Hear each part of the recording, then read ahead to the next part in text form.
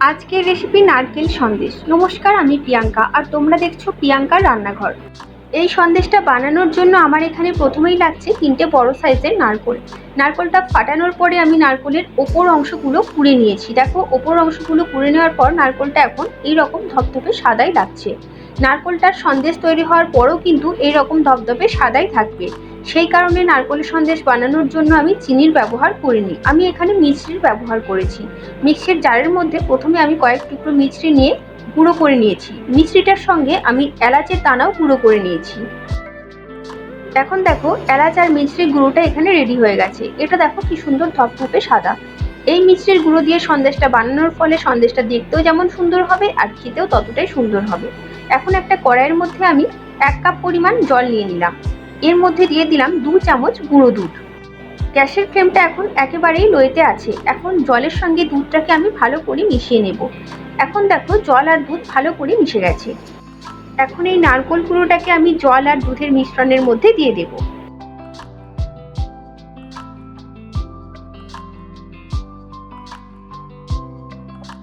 পুরো নারকেল গুঁড়োটাই আমি এই জল আর দুধের মিশ্রণের মধ্যে দিয়ে দিলাম।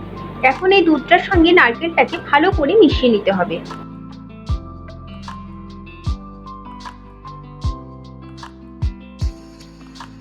বেশ কিছুক্ষণ সময় নিয়ে নাড়াচাড়া করে আমি দুধের সঙ্গে নারকেল কোড়াটাকে মিশিয়ে নিয়েছি।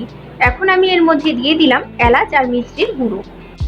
মিছরির গুঁড়োটা দেওয়ার পরে মিছরির গুঁড়োটার সঙ্গে নারকেল কোড়াটাকে আমি ভালো করে মিশিয়ে নেব এবং বেশ কিছুক্ষণ সময় নিয়ে এটাকে নাড়াচাড়া করে যেতে হবে। যখন এটার মধ্যে একটু চিটচিটে ভাব তৈরি হবে তখন বুঝে নিতে হবে যে সন্দেশটা একদম রেডি হয়ে গেছে।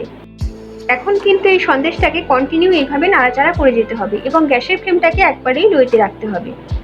এই সন্দেশটা বানানোর জন্য কিন্তু অবশ্যই মিছরি ব্যবহার করতে হবে। চিনি ব্যবহার করলে কিন্তু সন্দেশটা খেতেও অতটা ভালো হবে না আর দেখতেও অতটা ভালো হবে না। এখন সন্দেশটা রেডি হয়ে গেছে। সন্দেশটাকে আমি নামিয়ে নেব। প্রথমে আমি একটা থালার মধ্যে একটু ঘি বুলিয়ে নিচ্ছি। এর মধ্যে আমি সন্দেশটাকে ঢেলে রাখবো। ঘি বুলিয়ে নেওয়া থালাটার মধ্যে আমি সন্দেশটাকে এখন এইভাবে ঢেলে একটু মেলে দিচ্ছি, যাতে এটা খুব তাড়াতাড়ি ঠান্ডা হয়ে যায়।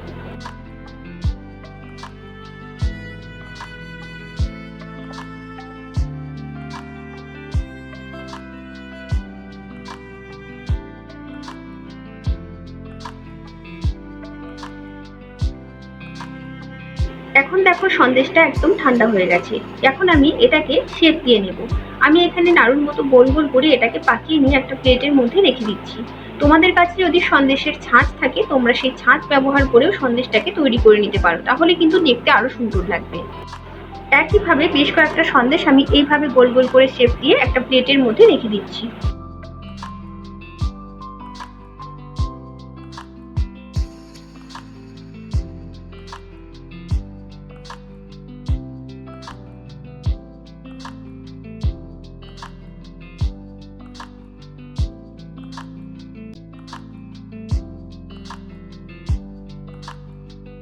এখন দেখো, সবকটা সন্দেশ আমি গোল গোল করে রেডি করে নিয়েছি, এই প্লেটটার মধ্যে রেখে দিয়েছি। এগুলোকে তো এখনই দেখতে যথেষ্ট সুন্দর লাগছে। এখন আমি এগুলোকে আরো সুন্দর করে তোলার জন্য ওপর থেকে একটু কিশমিশ দিয়ে এটাকে সাজিয়ে নেব। এইভাবে আমি প্রত্যেকটা সন্দেশের ওপরে একটা করে কিশমিশ দিয়ে দিলাম। দেখো, এখন সন্দেশটা দেখতে আরো কতটা সুন্দর হয়ে গেছে। আমার সমস্ত সাবস্ক্রাইবার বন্ধুদের জানাই অসংখ্য ধন্যবাদ আর তোমাদের জন্য রইল আমার তরফ থেকে অনেক অনেক ভালোবাসা। আজ মহাপঞ্চমী, তোমাদের সকলের জন্য রইল শুভ পঞ্চমীর অনেক অনেক শুভেচ্ছা। পুজো খুব ভালো কাটিও। ফিরে আসবো নতুন কোনো ভিডিওর সঙ্গে নিয়ে। আজকের মতো টাটা।